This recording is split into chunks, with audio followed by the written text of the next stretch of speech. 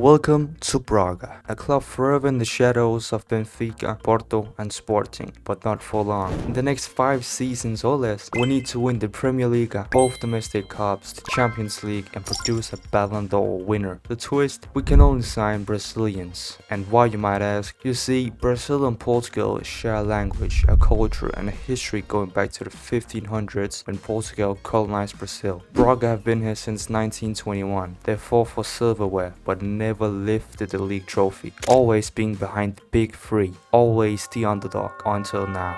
We begin our journey by taking charge as a brand new Braga manager, but the board has set some ambitious expectations for us this season. They want us to reach the knockout stages of the UEFA Conference League, challenge for the Premier League title and reach the latter stages of the Portuguese club. But thankfully, we got a well-rounded squad full of quality. Bright Arambi brings in solidity at the back, João Moutinho provides experience, Salazar offers creativity and Horta a talisman, and leading in the line with towering striker Simon Banza.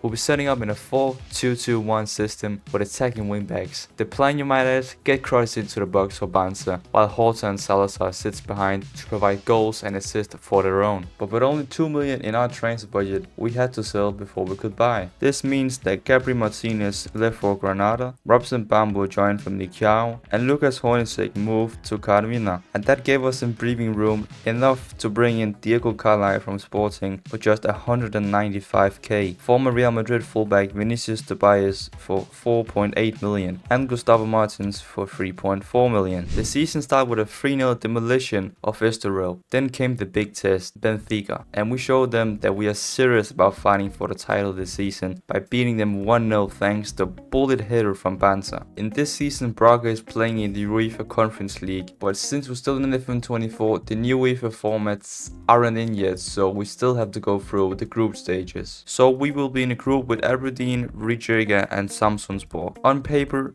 a favorable group. We kicked off with a 7-1 win against Rijeka and carried that momentum throughout the group stages by winning every game by 1. That saw us top the group and book our spots into the knockouts. In the league, we were electric. By Christmas, we stomped our way to 4th place with 41 points and a game in hand. And with the transfer window open now, we had to reinforce in the squad, and especially in the defense. We signed Matteo Senior for 4.8 million, Raul Gustavo for 5.7 million, and City's youngster Vitor Reis for just 900k. And Rainier agreed to join us on free transfer from Real Madrid at the end of this season. In the League Cup group stage, we finished top, which set us up in a semi-final clash against Benfica. We struck first through Banza, but Benfica equalized in the final minutes to take it to penalties. We held our nerve and made it through to the final against rivals Sporting. The final was completely pure chaos. Sporting's Nuno Santos headed them in front, but Adrian Marin equalized before assisting Banza for what we thought was the winner, only for it to be ruled offside. Santos struck again to make it 2-2, but in the dying moments of the game, super sub Vinicius popped up to score and win our first trophy at Braga. Back-to-back League Cups for the club and our very first piece of silverware in this challenge. And it wasn't just silverware to celebrate, because our youth intake delivered 2 really exciting talents, Thiago Barreto and Brazilian midfielder Vinicius, who already looks close to first team level already. Next came Europe. We met Fiorentina in the quarterfinals, but we lost 3-2 away in Italy. But back in Portugal, we absolutely tore them apart, smashing them 5-0. And that set up a semi-final with Strasbourg. Despite going behind in France, Banza and Salazar turned it around to win us the game 2-1. I couldn't find the footage from the second leg, but trust me guys, okay, we won the game and we're through to the Conference League final. In the Portuguese Cup, we swept aside Leixões from the second division to reach the final. But first, the league finale. 1 point behind Benfica with everything to play for. We did our part, crushing our opponents 4-0, but Benfica, they won that game too. They took the title and we finished runners-up in our very first season. In the Portuguese Cup final against Rio Ave, we dominated. Vitor Carvalho opened the scoring, Ari Embi volleyed it in a second, and Banz Salazar sealed the win. Trophy number 2 secured. Then came the big one, the Conference League final against Lille, and we flew out of the blocks. Raul Gustavo and Salazar put us 2-0 up, but from there on, disaster. Ribeiro then pulled one back. Oliver Giroud, he rolled back the years, and in extra time, Benjamin Andre volleyed home the winner. From 2 goals up to losing 3-2. Absolutely horrendous. Our first European trophy has slipped away from us in heartbreaking fashion.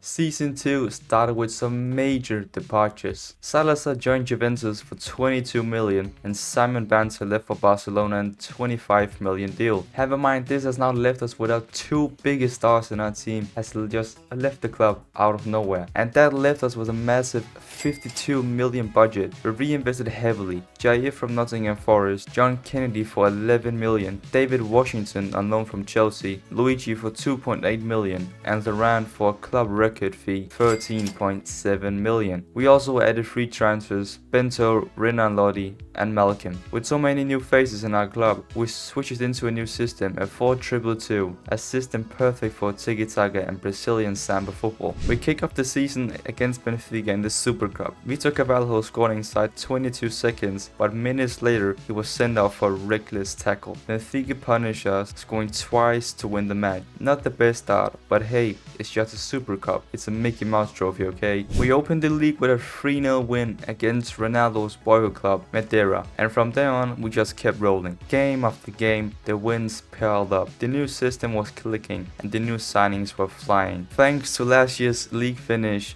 we were in the new Champions League phase. Our draw was brutal. Copenhagen, City, Feyenoord, Bayern Mönchengladbach, Arsenal, Inter, Real Sociedad and Brighton. We started off with beating Copenhagen 1-0, but then City destroyed us 7-1. Haaland, Messi and Rodrigo in their attack. What can you do? Inter beat us 5-3, but we bounced back, a 2-1 comeback win against Arsenal and a 2-0 victory away to Brighton. We finished with 18 points from 8 games, an incredible 6th place in the league phase. Domestically, we were absolutely flying. After 18 games, we're unbeaten. 17 wins, 1 draw, 52 points, top of the table. In January, we smashed our transfer record again, signing Murillo from Forest for 21.5 million. Meanwhile, Raul Gustavo left for Brazil, netting us 4 million. In the League Cup, we smashed Estrela de Amoda 4-1 in the semi-final, then beat Sporting in the final thanks to goals from Horta, Moscardo and David Washington brace. That's back-to-back League Cups under our management. The round of 16 gave us Feyenoord. Away in the Netherlands, we pulled one of the greatest comebacks I've ever seen in football. From being 5-2 down at halftime, we then came back to win 7-5. And back at home, we finished the job by winning 2-0. Next, City again. We drew 1-1 in Manchester, then beat them 2-0 in Portugal thanks to Malcolm and John Kennedy. In the semi-finals, Spurs. A 2-2 draw in London, but back home we blew them away 4-1. Braga were heading to the Champions League final in the 2nd season. Before Europe's showpiece, we had domestic business. We beat Benfica in the Cup semi-final and secured the league title with a 2-0 win over Porto. And this will also be Braga's first ever league championship in over 100 years of existence. In the cup final, we hammered Family Kiao thanks to a Ranier hat-trick. Another trophy secured for the club. And so, the Champions League final against 15 times winners Real Madrid. Ranier scored a header against his former club. Moscardo doubled the lead with a rocket from distance, but then the collapse. Madrid equalized and in stoppage time, Murillo conceded a penalty. Mbappe, he buried it. Madrid lifted a 16th European Cup. From being 2-0 up to losing 3-2, heartbreak.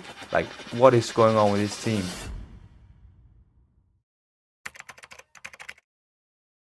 This year we only had 14 million to spend, but I was already happy with the squad. The focus shifted to the academy, bringing in 67 new prospects. 2 stood out: Vinicius from last season, who looks first team ready, and David Washington, who secured a permanently deal for 25 million from last season's loan deal. We also signed Richarlison on a free transfer to replace John Kennedy, which means we got an attack combined with Richarlison and David Washington. What's a duo, and hopefully they can bring us a Champions League this season. In this season's Super Cup, we faced Family Xiao and made light work of them. David Washington scored twice and RMB added one, and we lifted yet another trophy. At this point, we won everything in Portugal. Now, the focus is on Europe. And yeah, in the league, we were once again absolutely dominant by destroying every single opponent that we faced. In the Champions League, on the other hand, we were drawn against Leipzig, PSG, Atletico Madrid, Milan, Shakhtar Donetsk, Bayern, Club Brugge,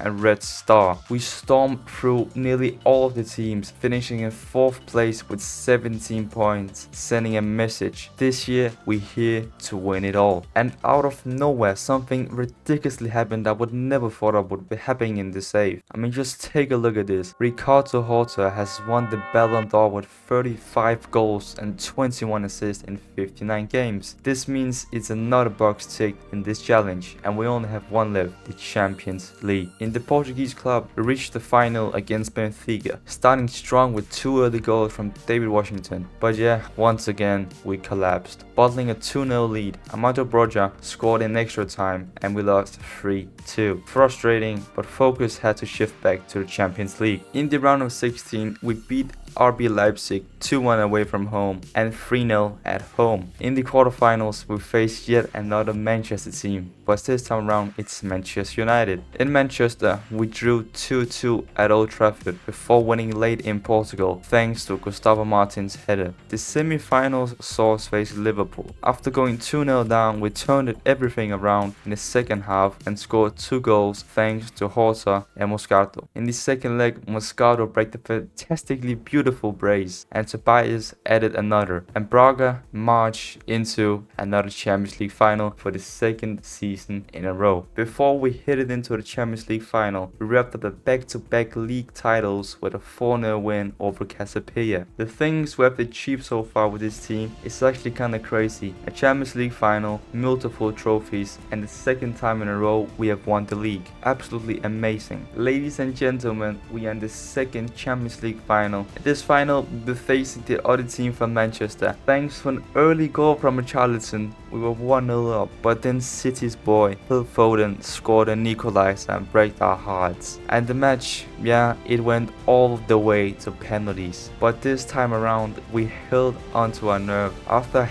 heartbreak the year before, Braga were crowned Champions League winners. What a journey from day one of this challenge to lifting Europe's biggest prize and biggest trophy.